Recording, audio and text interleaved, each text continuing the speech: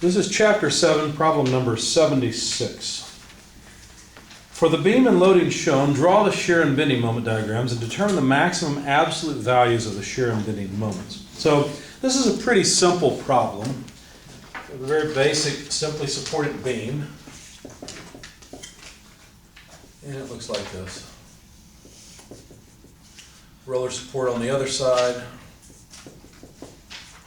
with a moment load of 5 kip feet. You guys know what a kip is? Kilopound. It's a kilopound, 1,000 pounds, exactly. A load of 2,000 pounds, or 2 kips. Another load, a point load of 4 kips. And spacing of 5 foot between the various points of interest.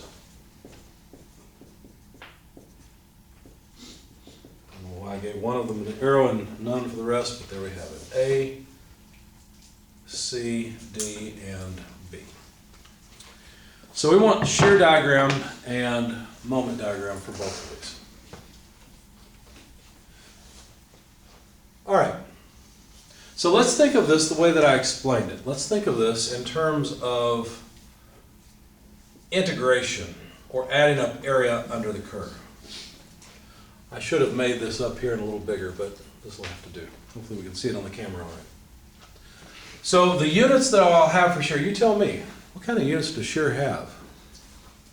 What dimension is shear? It's force. It's force, right? So I'm going to have kilopounds as my unit. But the dimension is just force. How much shear do we begin with? Well, that depends on the reaction, doesn't it? So the first thing to do is to get a free body diagram of the whole thing and figure out the reactions at either end. So the reaction at A, let's just call it A and B, and then we got C and D, okay? Probably the easiest thing to do is some moments about point A to start with, taking counterclockwise as positive. C and D will cause what? Negative moments, so negative C times its moment arm of 5 foot minus D times its moment arm of 10 feet. So notice I've got kip feet for all of my units. And then plus B times its moment arm of 15 feet. Now of course I know the magnitude of C and D. Let's just solve for B. B is equal to, take the 2 to the other side, 5C plus 10D divided by 15.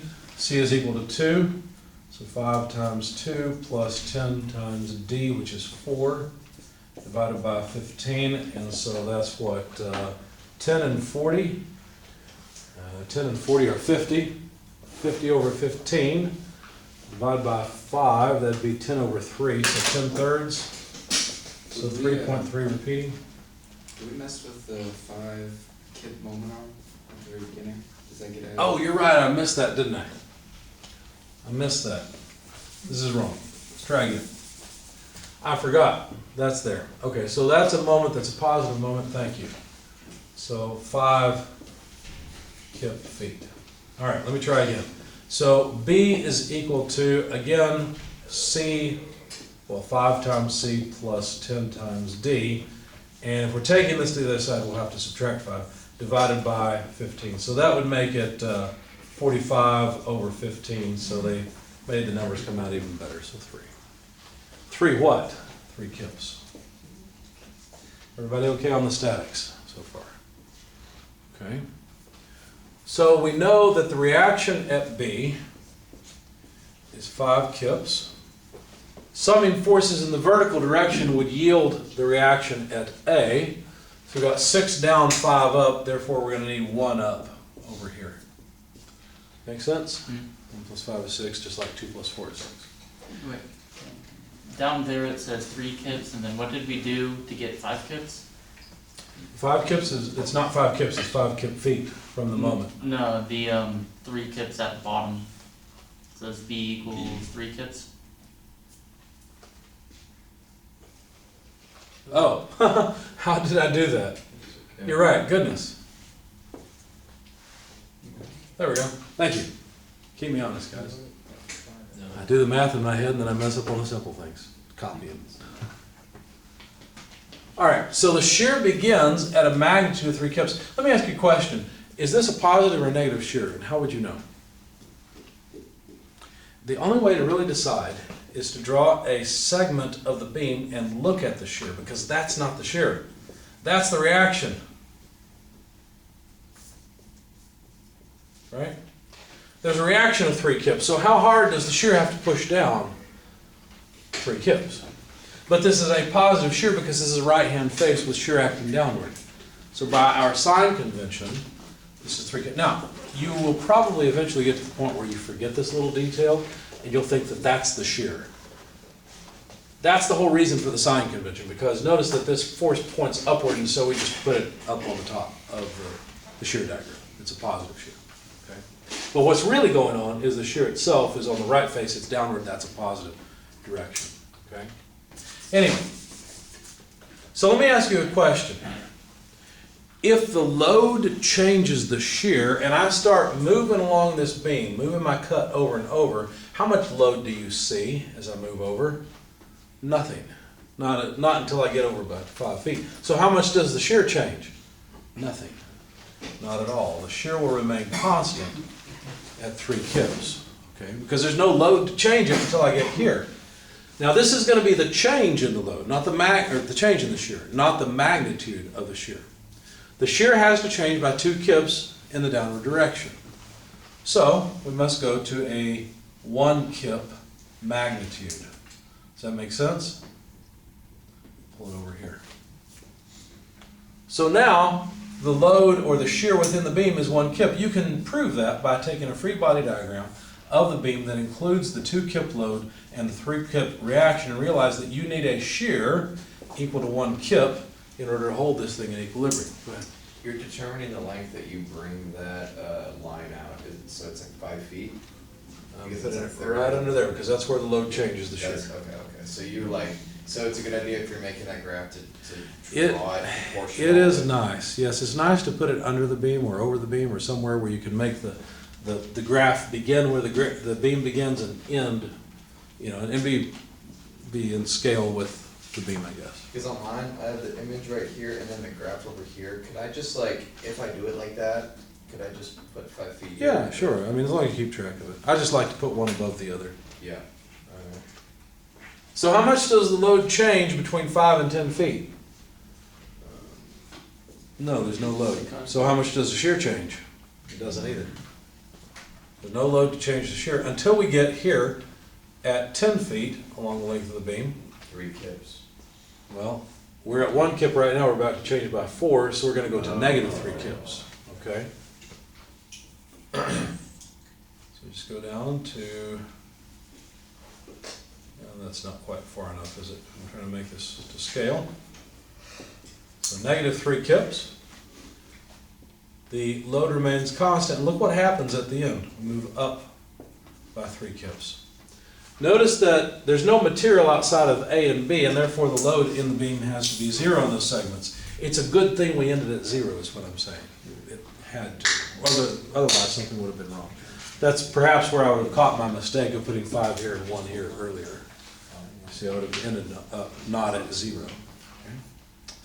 So basically all we did was integrate the load diagram to get the shear diagram. Can we do the same thing for the moment? Sure. Where does the moment begin? There's an external load of 5 kip feet here, right? And you might say, well, wait a second. 5 kip feet of moment, it seems like that's going to change the reactions, which is going to change the shear. Yep, you're right. We took that into account already. Well, somebody helped me take it into account, right? I forgot about it. So, yes, this moment does change the shear, but via the reactions. So there's no need to worry about this shear diagram needing to take into account this 5 kip feet moment. It already does because of the reactions. Okay. However, where do we begin here? To decide that, we have to make a free body diagram of the beam. Because if you look at that moment, you might look at it and say, you know, I'm a little confused now. I don't know if this moment is positive or negative. Guess what? That's not the moment that determines it. What determines whether our moment is positive or negative is looking at a free body diagram that asks the question, how much load do I have to apply, or how much load does the rest of the beam have to apply to this little bitty segment to hold it in equilibrium? We're just looking at the first little bit.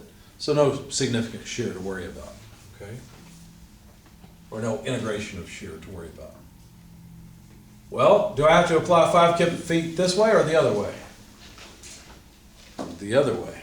The external load is applying this way. If I apply a moment from the rest of the beam in this direction, this whole segment will start rotating. So I've got to torque it the other way, and that is a negative moment by our sign convention, you see? So what that means is that I have to start out at negative 5 kip feet. Okay? You might be confused because you might look at this and say, well, wait a second, on an XY coordinate system, counterclockwise is positive, so isn't that a positive moment? No, because we're not going by the sign convention from the coordinate system, we're going by the sign convention for shear and moment diagrams. Okay? It's a different sign convention. So we begin at a moment of negative 5. How much will the moment change as we go from here to here, from 0 to 5 feet? It will change by that much area. Remember, the change in the moment is equal to the area under the shear curve. So 3 times 5 is 15. The moment will change by 15 kip feet. You see how those are the units of the area? Kips times feet, because our x-axis is length along the beam, which is measured in feet. So area would be in kips times feet. This is just kips times feet. So the moment's going to change by 15.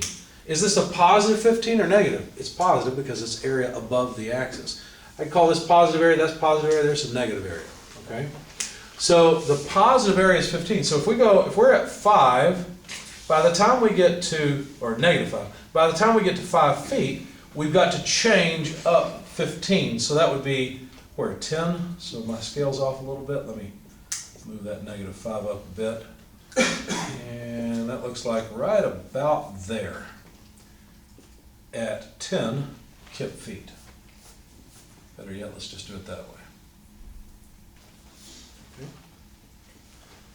So we went from a moment of negative 5 kip feet to a moment of 10 kip feet within the beam. And then what? Well, there's even more area here. As a matter of fact, my scale's still bad. Okay, I give up. I've got to change my scale again.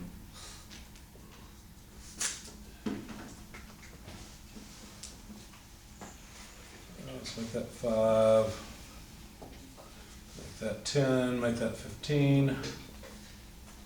It's 10, 5, 15. There we go. Okay. Same numbers, compressed scale.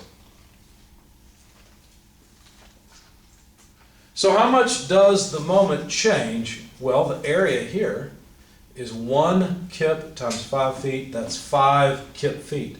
So that the moment will move up another 5 kip feet. So we got this point, and this point. You might notice they don't lie on a straight line. As a matter of fact, or do they? Wait a second.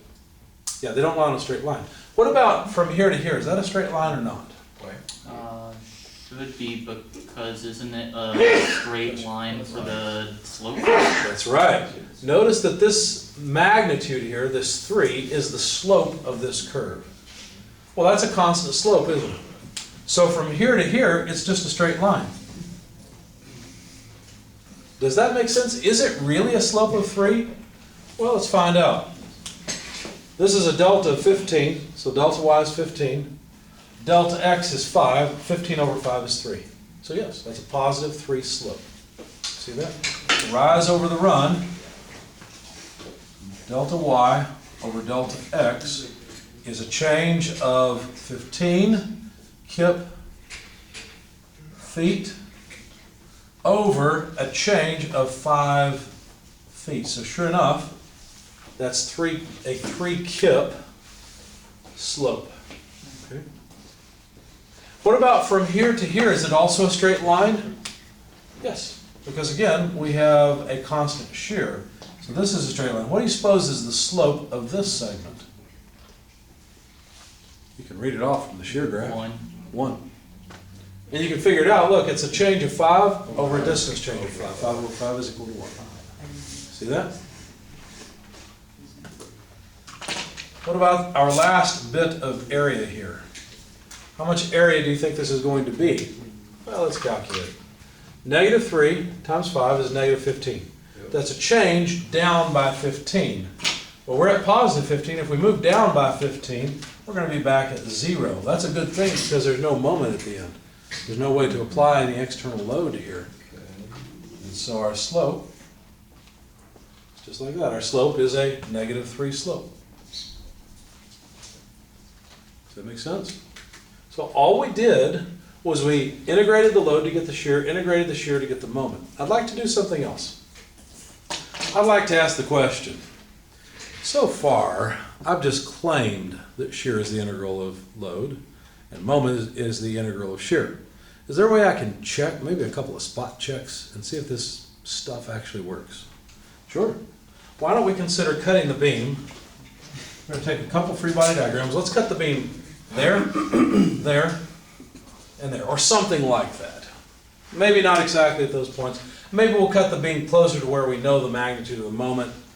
I don't really feel like calculating where the moment goes to, say, 5. So, yeah, let me change my mind. Let's try it in blue instead so I don't have to erase the green line. So let me cut very close to, and right before we reach that point, maybe, I don't know, maybe right after we reach this point. That'll be 2 free body diagrams, and we'll see if all this stuff works, okay? So what I'm suggesting we do is take a free body diagram of the segment of beam that gets almost to 5 feet, but not quite, okay? That's where this point is. And let's apply all the loads that we know are present. So there is a 3 kip load there. There's a 2 kip load, but we haven't reached the 2 kip load yet. You see that?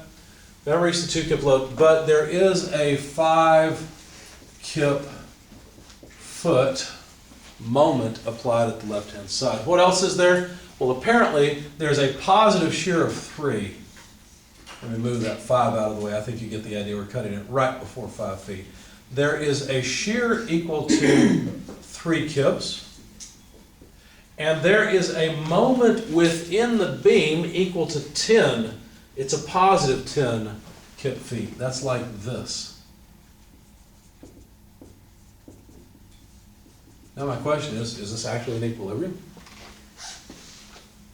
Let's find out. Let's sum moments about this point. I mean, obviously summing forces, sure, 3 down, 3 up. Summing forces in the y direction, yeah, it's satisfied. What about summing moments? Let's sum moments about x equals 0, taking counterclockwise as positive, okay? So the shear is 3 kips out at 5 feet, close enough to it.